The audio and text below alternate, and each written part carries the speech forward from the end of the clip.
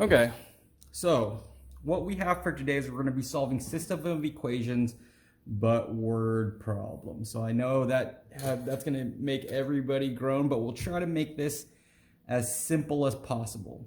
So whenever we're talking about word problems, what I like to do is you read something and you write it down. Okay, I know it sounds simple, but let's go with it. I also like to take this one or two sentences at a time.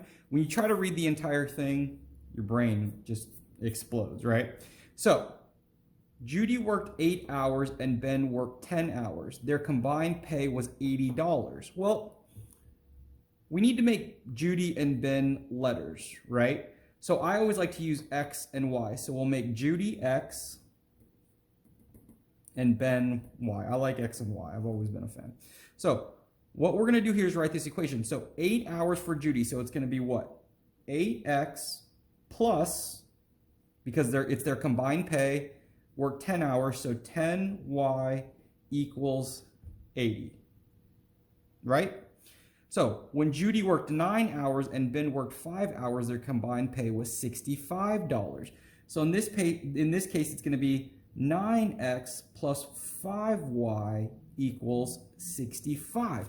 And now these become exactly like the questions we were doing the other day.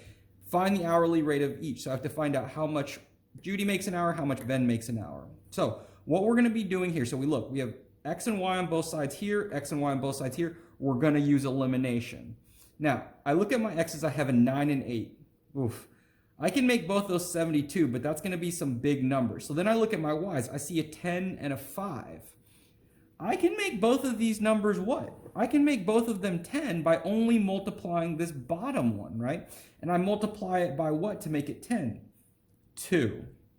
And that is a lot simpler than dealing with the x's in this case. That's why we always have to look to see which one is easier, the x's or the y's.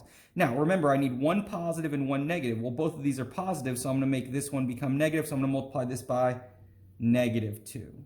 Okay? So this first one's going to come straight down. 8x plus 10y equals 80. I'm going to distribute this in. So this is going to be negative 18x minus 10y equals negative 130. Okay? These two, same number, opposite signs. What can I do with them? I can cross them off, right? This is going to give me 8x minus 18x is going to give me negative 10x. And then 80 minus 130 is going to give me a negative 5. Oh, sorry, negative 50, right? Negative 50.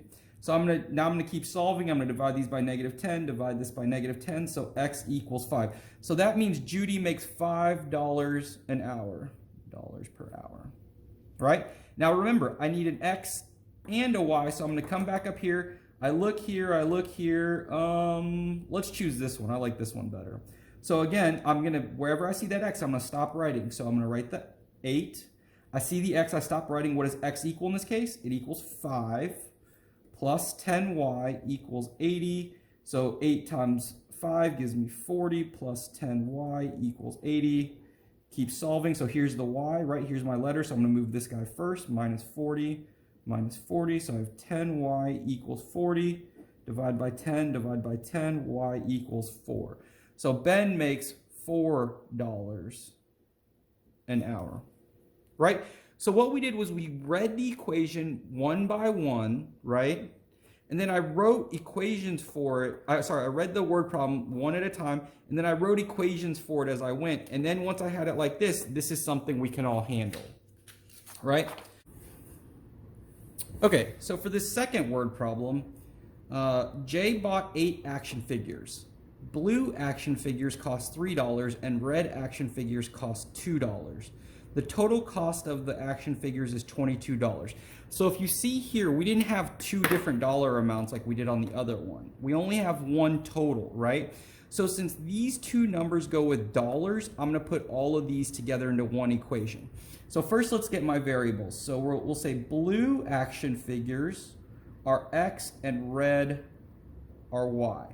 So again, these two are dollar amounts, so it's going to go with this total dollar amount. So we're going to go with 3x plus 2y equals $22, okay? Now, This 8 is the total number of action figures, right? So he bought 8 total action figures. Well, how many blue action figures did he buy? He bought X of them. And how many red did he buy? He bought Y of them. Okay? So, before on that first example, we had 2 different dollar amounts, so we could put each of those in a separate equation total. This one, we have a total number of total figures, so that's going to just use X and Y right here. Okay? So again, all I'm going to do is solve this up. So I have a 3 and a 1 and a 2 and a 1. I'm always going to choose the easier one, so I'm going with the 2 and the 1.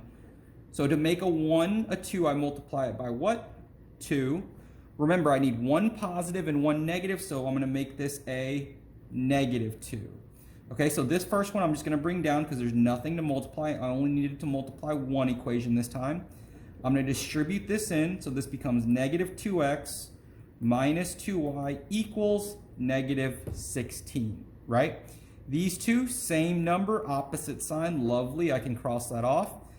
3x minus 2x is just going to give me 1x, so I'm just going to put x because 1x and x mean the same thing. And 22 minus 16, that's going to give me 6. So he bought 6 blue action figures. Again, I need an x and a y, so I'm going to take this and plug them back in.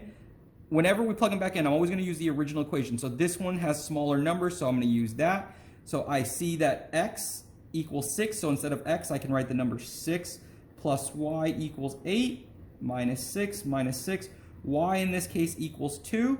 So that means he bought 6 blue action figures and 2 red action figures, right? So 6 blue and 2 red, okay? And that's what we got for today. Let's go.